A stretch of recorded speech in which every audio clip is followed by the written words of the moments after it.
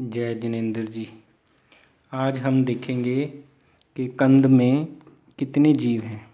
जो कंद मूल हैं उनमें कितने जीव होते हैं।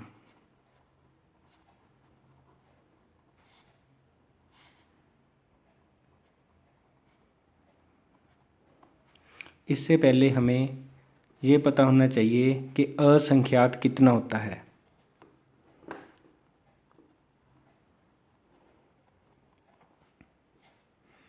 असंख्यात आप एक कॉपी पे एक डॉट लगा लो, एक पेज पे आप डॉट लगा लो। कितने डॉट लगा सकते हो एक पेज पे? एक कॉपी पे, अनेक कॉपियों पे, अपने सारे घर पे आपने डॉट लगाने हैं। हवाओं में भी डॉट लगाने हैं, दीवारों पे भी डॉट लगाने हैं, अपनी गली में भी, अपने शहर में, अपनी स्टेट में, अपने देश में, सभी देशों में, सभी देवलोकों में, सभी नरकों में, सभी जगह, यहाँ तक कि द्वीप समुद्रों में, सभी द्वीप समुद्रों में, 3 लोक में कोई भी ऐसी जगह ना हो जहाँ पे ये डॉट ना हो। तो आप कितने डॉट लगा सकते हो? ये डॉट भी अनंत नहीं होते, ये असंख्यात ही हैं। अब आप कल्पना करो कि असंख्यात कितना बड़ा है।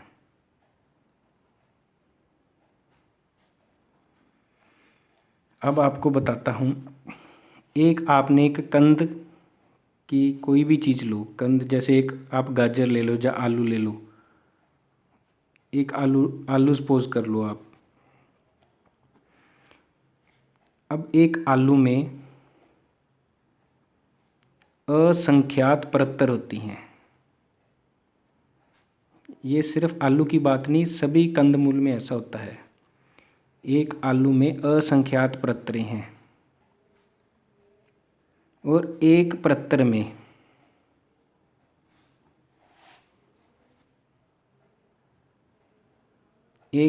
में असंख्यात श्रेणी है और एक श्रेणी में असंख्यात गोलक हैं और एक गोलक में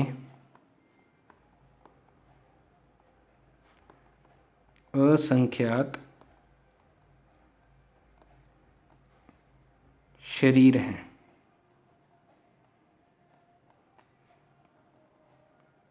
और एक शरीर में अनंत जीव हैं। अनंत की डेफिनेशन क्या है? जिसका कोई अंत ही नहीं है। एक शरीर में अनंत जीव हैं। अब आप देखो, एक आलू है ना, उसमें एक परत में असंख्यात श्रेणी है। एक आप आलू के बराबर एक बुक इमेजिन कर लो। बुक में असंख्यात पेज हैं। जैसे वैसे एक आलू में असंख्यात परतें होती हैं। अब असंख्यात पेज हैं और एक पेज पे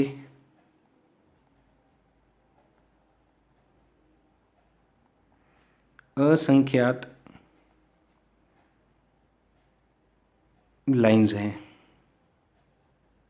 वो समझ लो श्रेणी के समान है। अब एक लाइन में असंख्य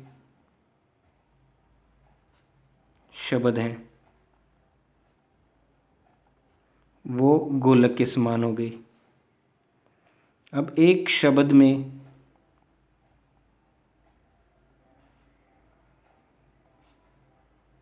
असंख्यात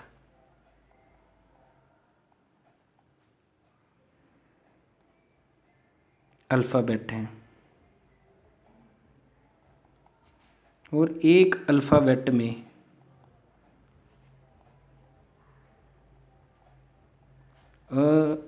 अनंत जीव हैं। कहने का मतलब, जो परतर है,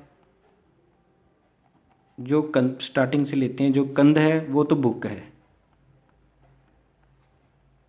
जैसे आलू लगा लो पूरा, ठीक है जी। कोई भी कंद ले सकते हो, आलू की बात नहीं, सभी कंद में अनंत जीव होते हैं ऐसे। आलू इज इक्वल टू कंद इज इक्वल टू बुक। अब कंद में, एक कंद में असंख्यात प्रतर हैं और असंख्यात पेजेस हैं। एक तरह के जैसे पेजेस होते हैं ना बुक में, तो वैसे प्रतर हैं उसमें, ऐसे ऐसे लाइनें हैं। और असंख्यात प्रतर, फिर एक प्रतर में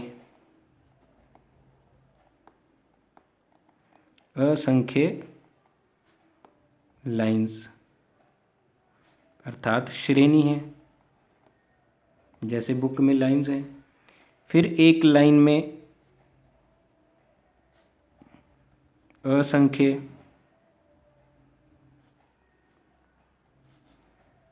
वर्ड्स हैं, वो होगी गोलक। फिर एक वर्ड में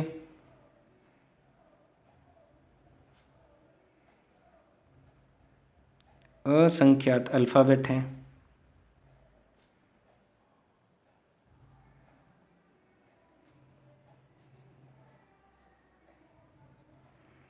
एक वर्ड में असंख्यात अल्फ़ाबेट हैं,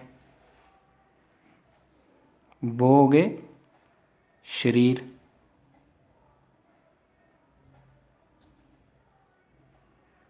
अब एक शरीर में अनंत जीव हैं,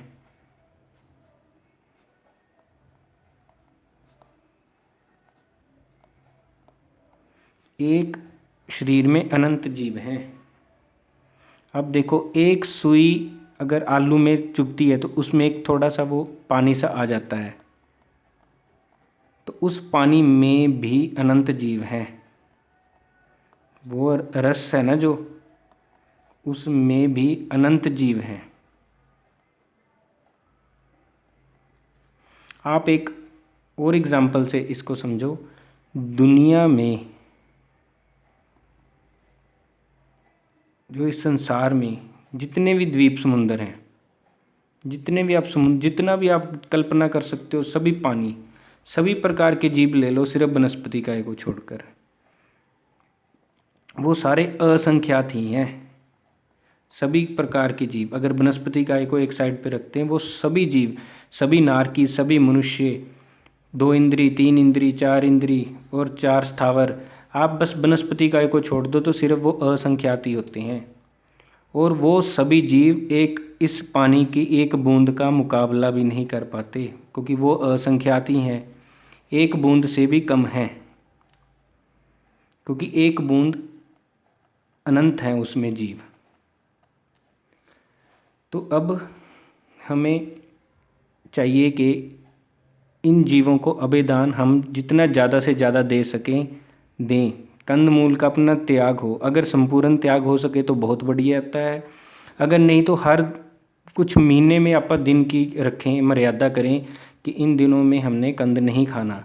अगर वो भी नहीं हम कर सकते तो हम ऐसे कर सकते हैं कि 4 कंद का अगार जो आपने खाने हैं उसको रख के, या 8 कंद का अगार, जितना भी, पर आप मर्यादा जरूर करें, क्योंकि इसमें अनंत जीव हैं और अनंत को आपने अभेदान देना है। तो आप कल से ही ये शुरू करें कि ज़्यादा से ज़्यादा कंदमूल को के जीवों को अभेदान दें और पाप से बचें। मेरे से इसमें कोई भी गलत प्रूफ ना होगी हो तो तस्मै छामी दुक्कड़म। आप अपने नज़दीक महाराज जी से इसको क्लियर भी कर सकते हो। धारणा बनाने से पहले अपने निकटवर्ती गुरु महाराज से इसको क्लियर करें।